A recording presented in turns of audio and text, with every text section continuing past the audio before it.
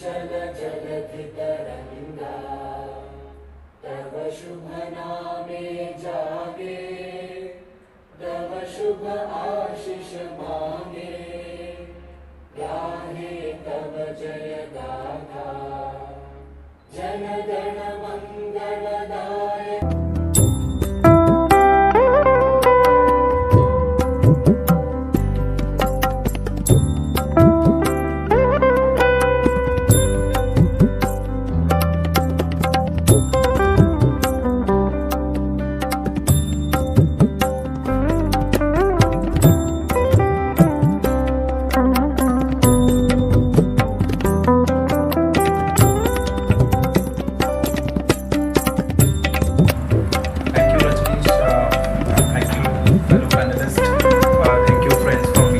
Very glad to be here and presenting at this very important event as a part of the battery show it's happening.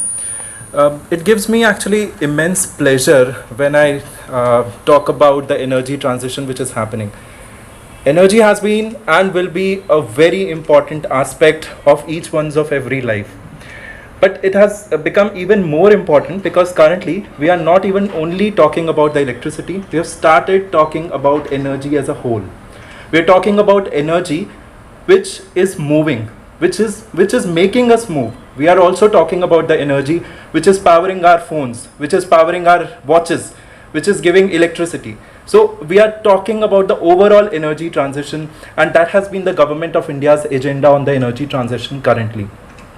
And battery per se becomes a very, very important aspect of helping not only India but overall everybody in the globe to achieve the energy transition targets. I am Vineet Bhatia. I lead the renewable energy practice at Grant Thornton Bharat, as we have renamed ourselves from Grant Thornton India International to Grant Thornton Bharat, just to align ourselves to the reshaping of the Bharat. And we call ourselves that we are reshaping Bharat with the governments, with all the stakeholders, with the corporates who are part of our journey. So again, thanking all of you. Very good afternoon, ladies and gentlemen. A warm welcome to all of you, all the friends from media who have joined us for this, guests who have joined us on the dais here to share their expert views on the battery sector. It is indeed my pleasure to be here in Bangalore, and it's the heart of India's technology landscape, as we all know, known for numerous innovations, and the tech giants are all established out here. What I would say is today we are going to be talking about the special preview event which we are organized here as Informa Markets in India. We are about the launch of the battery show India. But before I delve into the significant storing our electricity. I worked in solar industry for quite a long time, and that's Mahindra, that's Tata's, that's Switch Mobility, everybody put together. This country of 1.5 billion people, by a drop of demand in the ocean of production. So would the producer listen to you? You say, okay, can you make it a little bit better? Can you make it more thermally resistant? Government support that we have received in the past years. Also we have a great leadership team here in India. So really grateful for everyone for to invite Envision, and also we look forward for the sustained growth in the country. So coming back to the theme of this conference, talking about energy storage, personally I share the same aspirational and inspirational feeling from the previous speaker. It reminds me of the time when we started making a pitch, knowing at the scale and size what India offers to this industry, and so we are very proudful to say that we are able to successfully bring this event into India and launch it formally at USA last year, and the first edition of the Battery Show India is going to happen along with the 16th edition of our Renewable Energy India Expo, which is a mother brand in its own domain and is currently tagged as the Asia's largest and the most influential event in the field of renewable energy. We're expecting a combined 900 plus brands between the two shows, and anything between 40,000 plus visitors to come from all across the globe. And without further ado, it's very important that you also have a little sneak peek of how the event has happened in the past from the Europe edition. Can we of recycling in this country? So if I were to ask you, this is a bottle of water, a plastic. You drink this and you do that. What is it? What is it? They say it's waste. Waste. Right? Sorry, sir, it is recyclable. It is not waste. It's a resource. And unfortunately, our country uses this word so often and so easily about almost everything which has degraded in some form but can be used again, can be a new resource, and you may not need all that carbon and all that fuel to remake it.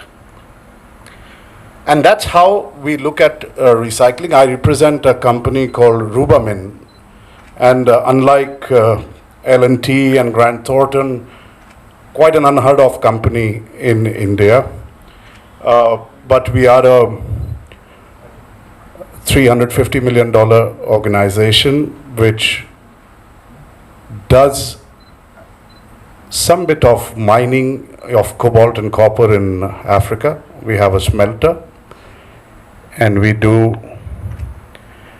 provide services for exploration and produce industrial gases like acetylene, CO2, oxygen. But in India, our model is entirely based on recycling for metals, the resource which goes back into making the products, the same product from where the waste originated. And you can do this while generating zero waste from the process, without using any water from the underground or rivers, without using any fossil energy, and you can actually send it back to the same cycle. Not many people would believe in India that this is possible. We have been doing this.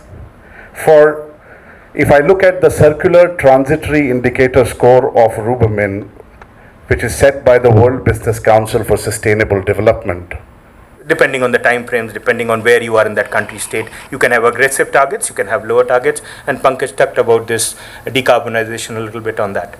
So carbon neutrality will happen, and the government will realize that what they need to achieve through this decarbonization targets that they have set up is, they will look at what they call as average kilometer of commute to be decarbonized.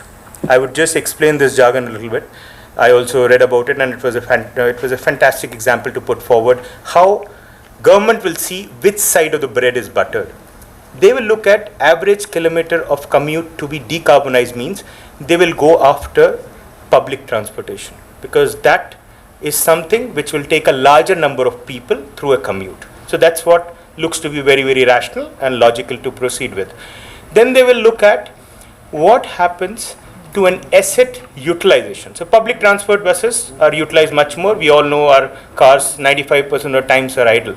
So it's commercial vehicles which we are talking about, which will be looking into that a little bit more deeper.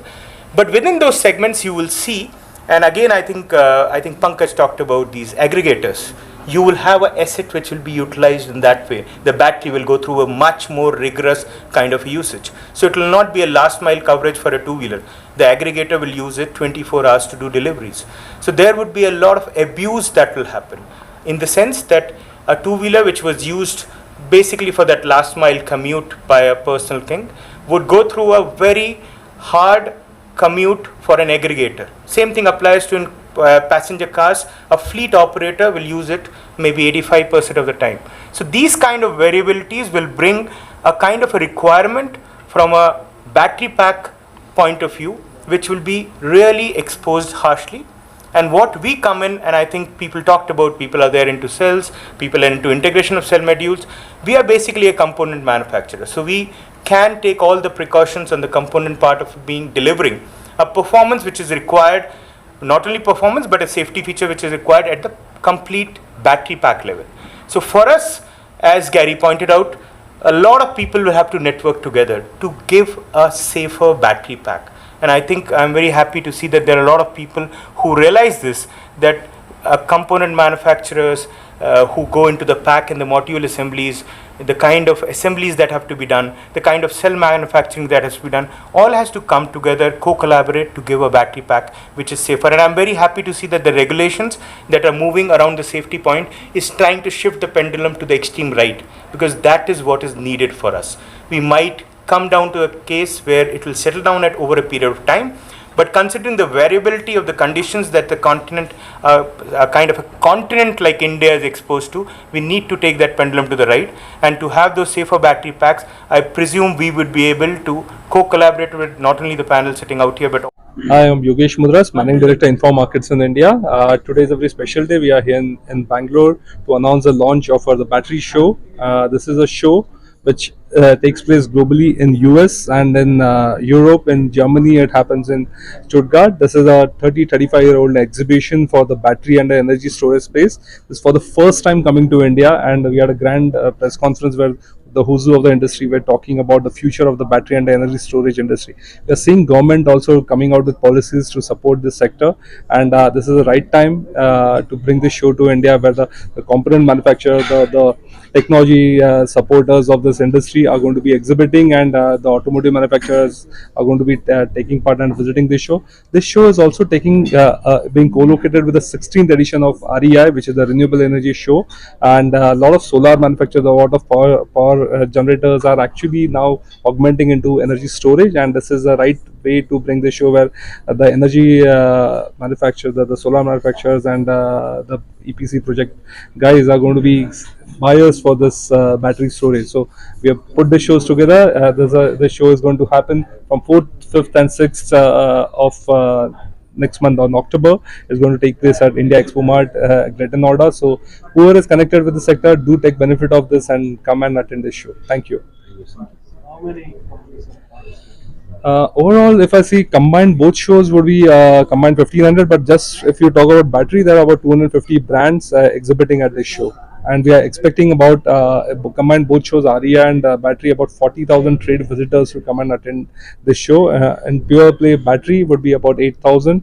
And we are having a lot of international speakers and domestic speakers talking about the challenges and technologies which are coming up in the sector. We are having about 50 domestic and international speakers, experts of this industry, coming and talking about what's happening new in battery and how we move ahead in the sector. Thank you.